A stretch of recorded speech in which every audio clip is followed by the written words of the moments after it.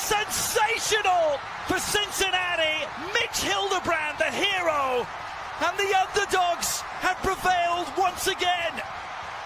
I would like to present the USL regular season championship to FC Cincinnati. Congratulations to the players, the staff, and most importantly the fans on a record-breaking season. Congratulations. Ladies and gentlemen, give it up for your regular season champions, FC Cincinnati. In a foot race, Cincinnati plays this across. Vasquez with the finish. Brandon Vasquez gives Cincinnati the 2-1 lead.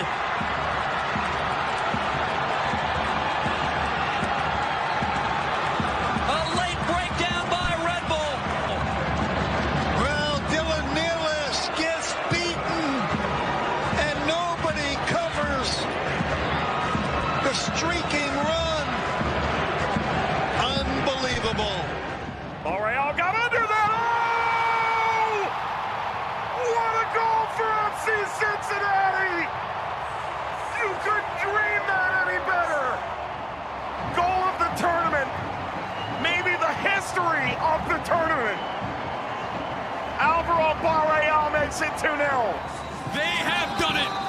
Cincinnati, your 2023 Supporters Shield winners. A first trophy in their MLS era, and now they celebrate. Top of the Supporters Shield race since May. They never look back. And now a piece of silverware to show for it. And they've gone for the long-range efforts. My word!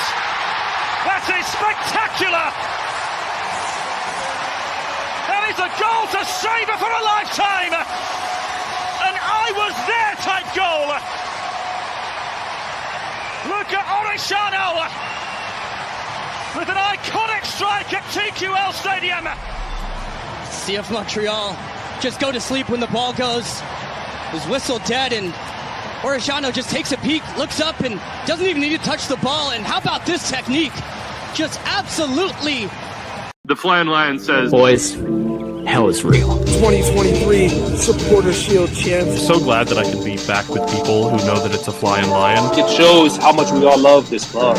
Yeah, just a fan of the sport, you know. I want to play for these fans because these fans are amazing.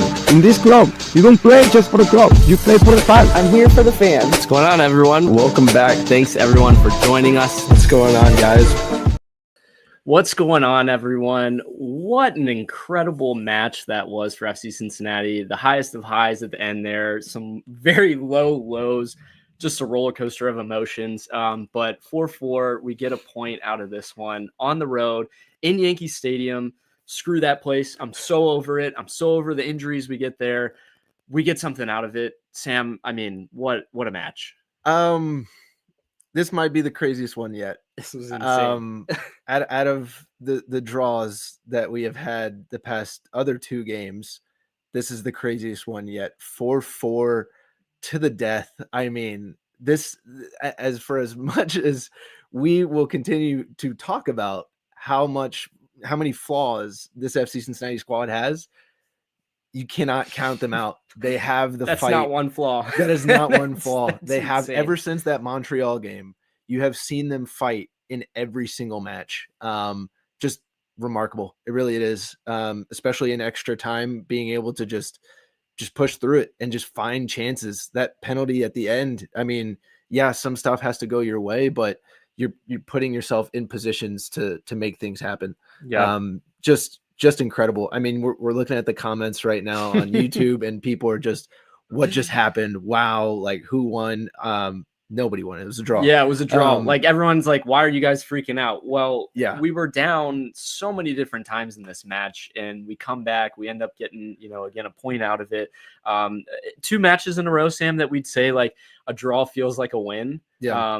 We have 3 center backs that go out, maybe 2 on injury, 1 we're not really sure about yet. But so I do want to highlight, if anybody paid attention to our show on Monday night, our trivia of the week was, when was the last time FCC drew 2 games in a row? 2023. When was the last time 3 in a row? 2022. Oh, wow. I don't have the exact dates and people, but If you want to go look it up right now, I do know it's 2022. So Ryan, you were talking about as we were watching, feels like 2022. Exactly, it feels like 2022. It's Live insane. and die by the goal. I mean, this was reminiscent of the match in TQL where I think Brenner had a hat trick on the night. It ends up being, 3-3 or whatever it was. That was insane. I mean, for a neutral, like, what if you were just tuning in for the first time? Like, I just want to watch some FC Cincinnati tonight. Yeah. The Reds played earlier. Let's just go check out some soccer. 8 goals. I mean, and if you turned your TV off at the end, I'm sorry, because we were about to, and as you guys saw from our post about this, and if you missed it, we were like, come here, come join us, air out your grievances, tell us, all of the bad things. And then this team, like, somehow, like, they got shown the tweet, and they're like, let's do something about it. What a comeback that was. Do you want to start breaking it down from the beginning? Yeah, let's hit it from the top. I mean, lineups roll out and, no real surprises. Kenji Mamadem plays out wide for Ramirez. We get to see, Sam predicted that, by the way, so props to Sam for that one. Evander, his first captaincy for FC Cincinnati. How is that going to pan out, for the squad? No Miles Robinson. He wasn't even a sub. So interesting there. And then Nick Hagelin gets an injury pre-match. Yeah, that was something that came out of nowhere. Obviously we don't really get that much information. You just see a tweet from Carter Chapley kind of saying, hey, this is even, news to me. So obviously we hope Nick's healthy. Right. Don't know the extent of it, but I'm sure Pat will probably talk about it in his post-game press conference. Not sure if, hopefully we'll stay on long enough live to be able to let you guys know what's going on there. Usually we hear from Laurel or Carter on that as far as tweets wise. But yeah, Ryan, I mean, the rest of the stuff, right? You talked about Yankee Stadium. I mean, I don't know if anybody else noticed watching on Apple TV, but this isn't a baseball stadium. And you can see the lining of the net going down the third baseline and in your sight line. And Ryan had pointed out as well that you can actually see, like you said, there were photos, right? Of you can see the field dip, right? To where it goes from infield to outfield. Yeah. Just, I mean, it alludes to the injuries that we saw potentially during this match. So, I mean, don't want to make any sharp accusations there, but I would imagine it has to deal with that to some extent. Yeah, I mean, like, who knows exactly like what happens. We get first half Teenage goes out, and then at halftime Alvis has to come out. We don't know if that's injury related or not, but like Sam said, we're gonna blame it on the baseball pitch for that. Thank God potentially that we're done playing there. We're looking at the stats now. FC ends up with a 1.8 expected goals, but gets 4 goals on the night. Salvages something out of it. We go down early again, 19th minute of the match. 5 straight matches in a row now for FC Cincinnati that we conceded first. The last time we actually scored a goal first, New England Revolution, long time ago. In that game, guess what? We lost 6-1. Dado scores on that one. It's crazy. It's been that long. That was March 15th. That's over a month ago. This just cannot continue to be a trend, but we're still somewhat finding something out of it, or getting something out of it. Well, then, Ryan, you see even more trends continue, right? And 23rd minute or around the 20th minute, you see Teenage Idebe come up limping a little bit, and he has to come off the pitch. Alvis Powell has to come in now, and now that is your 4 center backs out with an injury, which is not something that you want to see, right? Especially at the beginning, relatively at the beginning of the season still. But yeah, I mean, you really don't know what the squad's going to do, especially, Alvis coming in 23rd minute. Luckily, in our opinion, our MVP for the season so far, Ender Echenike, is able to make something happen down that right wing, and we're able to get the first goal. I mean, credit to Denkey coming off a suspension, a heck of a finish with the left boot as well. Kind of like a little bit of a volley into the right corner. And nice finish with the left and foot. We're tied, and we're like, oh, okay. Like, well, it was very reminiscent of the match before. So we see a good response by FC Cincinnati, and then 3 minutes later, the same thing happens pretty much. It wasn't a dumb PK call this time, but we just get waxed on the counter. I think, I pointed out immediately there were 6 guys that were in the press We get kind of beat on that press right away. I think Maxi Morales plays a beautiful ball through, and the guy just cooks Flores on the run.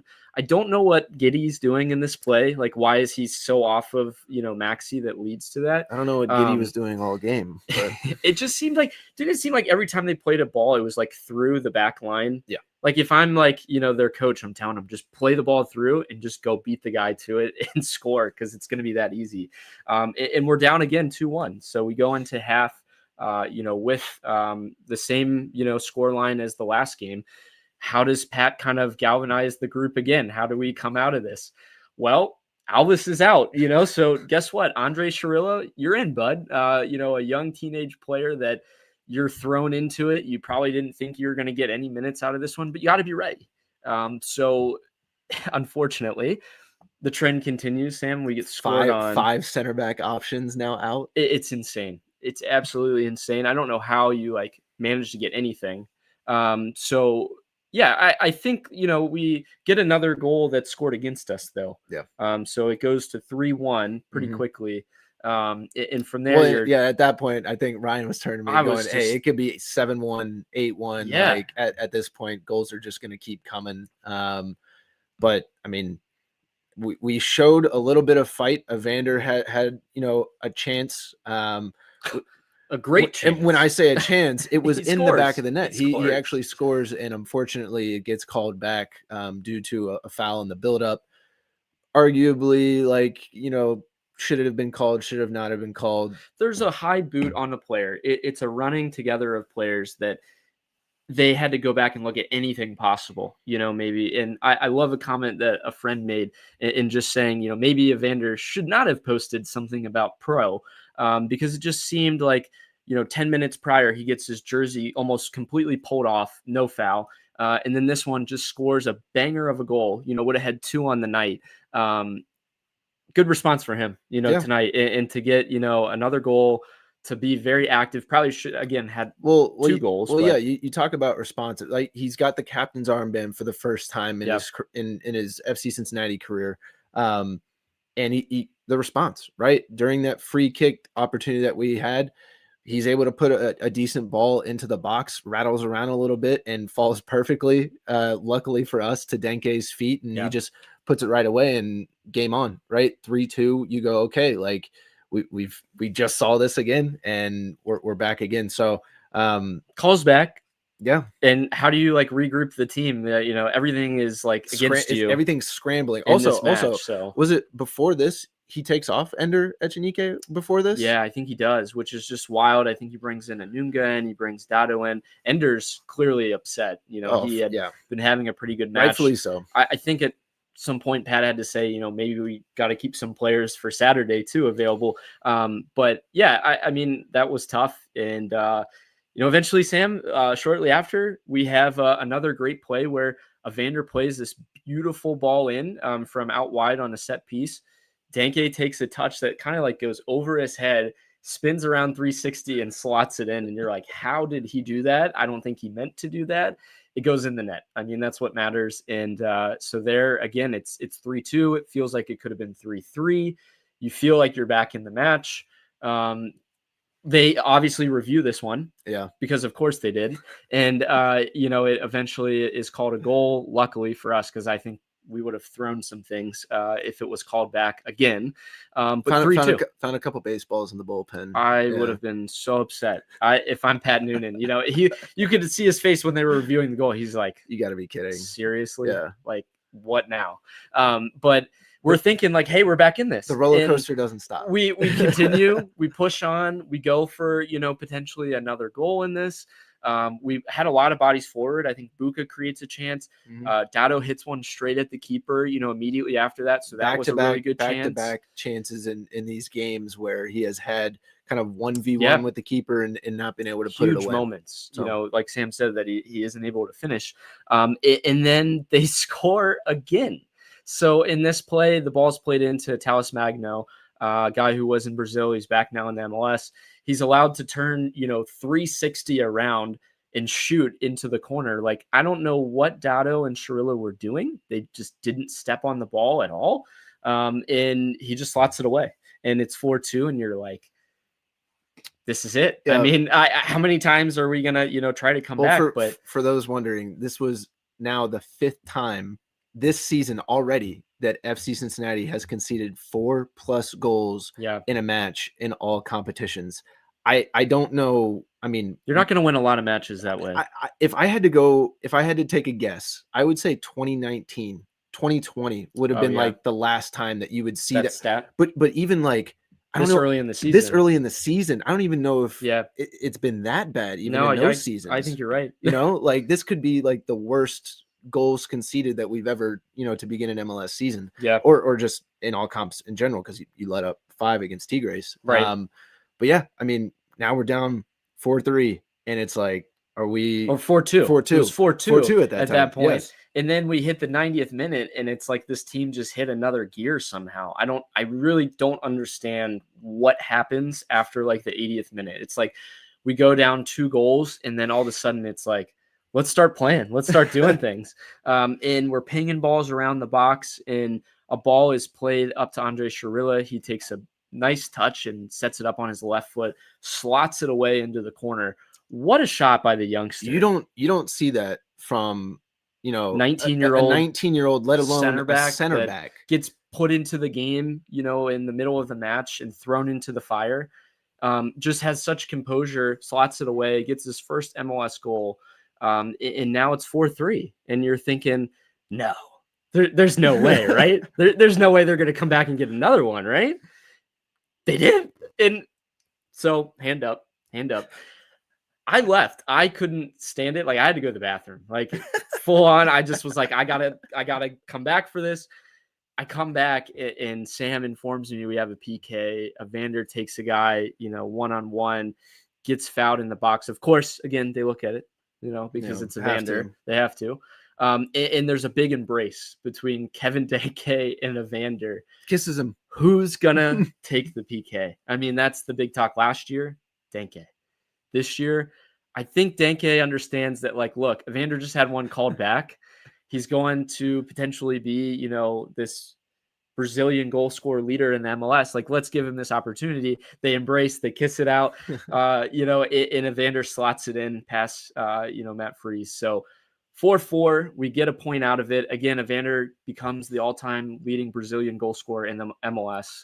Incredible feat. Yeah, I think I love how he takes the ball and goes and goes up to Denkey and is like, I'm sorry, but like, I appreciate you, for letting me do this. That was wild. That was absolutely insane. Again, it's a tie. Like, again, for the neutral person, they're like, why are you guys so pumped? It's like we were out of this 4 different times and we came back. If you're a fan of soccer in general, football in general, tactically, and like this game was not for you. But if you're don't show the film. Yeah. But if you are just a common, generic, just football fan, soccer fan, and you stumble upon this, you're going, this may have been the greatest game of all time.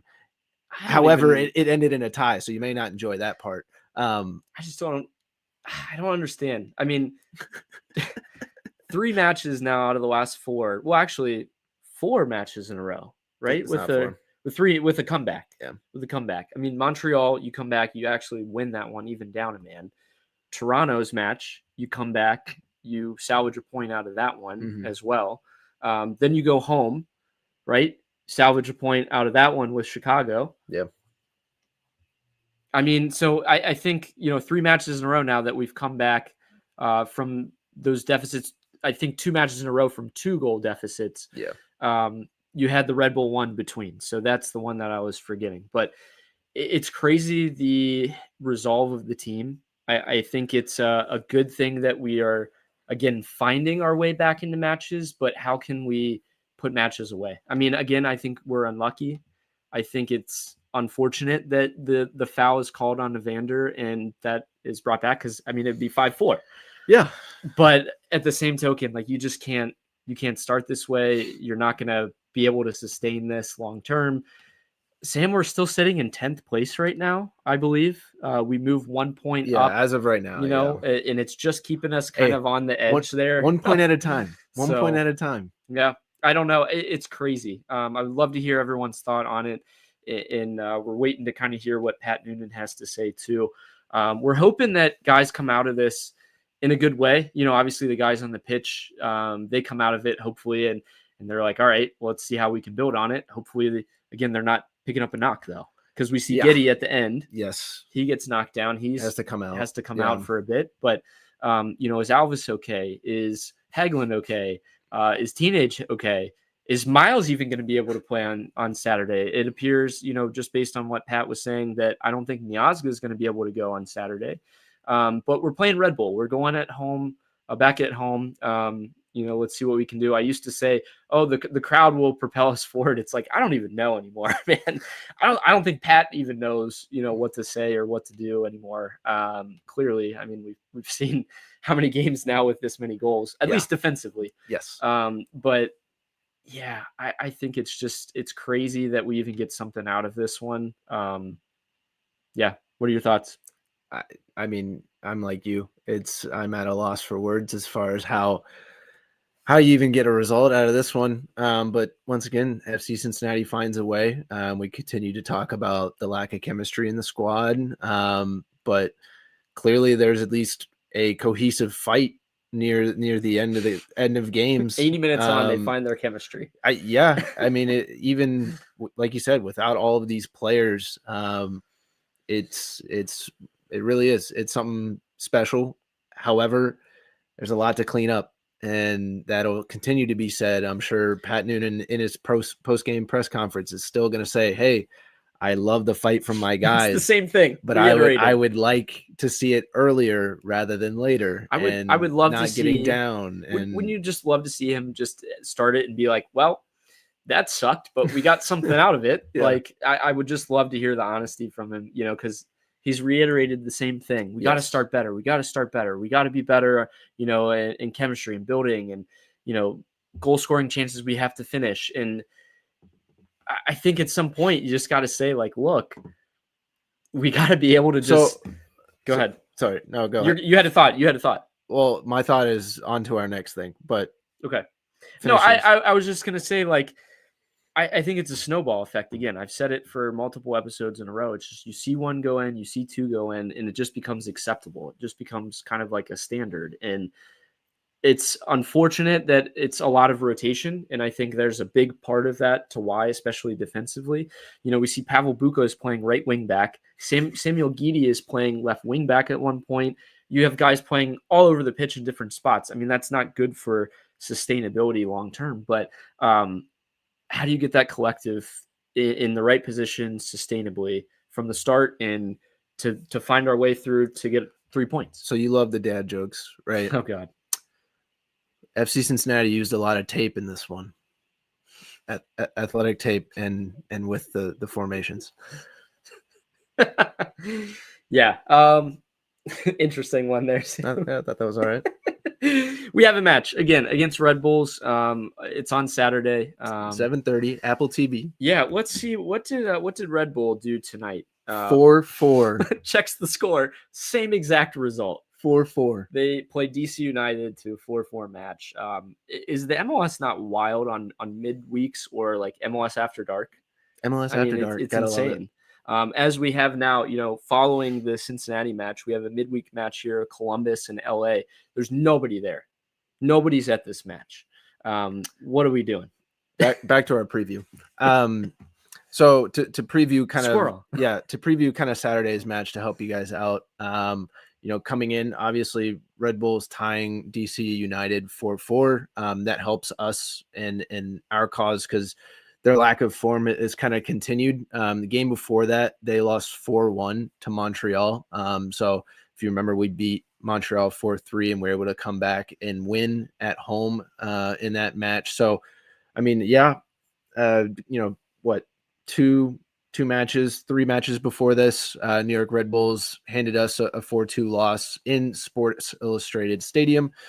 Hopefully we're able to come back and give it to them in this one. They have a lot of young depth and youth, but obviously FC Cincinnati is finding a stride. And maybe this can, turn the tides as far as the defense. Maybe you make a statement, or maybe you just keep riding by the seat of your pants, man. And you win 3-2. I can't do 4-3. Like, I mean, you really never know. This FC Cincinnati team is so unpredictable this season. I'm sure it's a good way to put it. I'm sure you look at Ryan and I's live shows on Monday nights. Our predictions usually are we need to start doing more goals. Yeah, we need to do more goals. Like the results have been there, but the goal, I mean, we're not even close. You get an 8-goal, match in this one, but just as everyone predicted. But yeah, as far as Red Bulls goes, Ryan, I mean, what do you think Pat will look at from not only obviously this match, but the previous match in which you lost to Red Bulls 4-2? There's a lot of chances. Well, in the injuries, right? Suspension, people were out this match. How much does that you've got 3 different factors, in my opinion, that are going to be huge coming into this Saturday match. No, I think that's a good point. Obviously, who's available is the biggest thing. Yeah. But from what you took away from the previous one, when you lost by 2 goals, but you felt like you could have had a better result. Because let's be honest, Red Bull were open. In transition, we had a ton of chances against them. I think in this one back at home, how can we, stay compact? How can we avoid a lot of the crosses that they had from the width? Because I think that's where Red Bulls is really going to try to exploit. It'll be good to have, Ramirez back in. I think Kenji might deserve some more minutes. I mean, he's been playing well.